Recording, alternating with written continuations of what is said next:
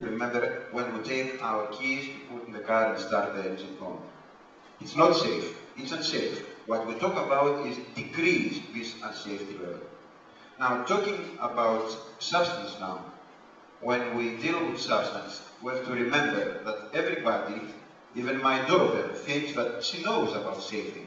She gives me advices about what to do in our motorways to save more lives. She immediately says, Papa, decrease the speed. That's easy. But we have to take care in this mobility world because speed appears a rather easy target.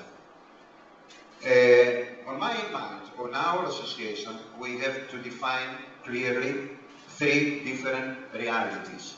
We talk about democracy out there. There are three democracies on the roads.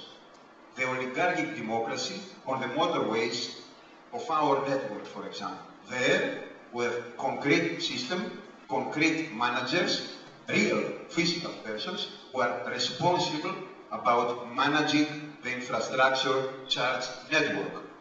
These managers, as a first priority when they consider management of the road, has safety.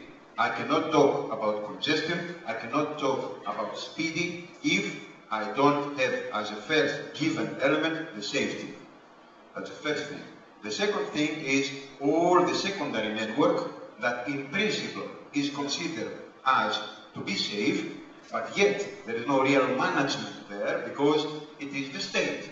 The state is a good political orientation given, but not a real management.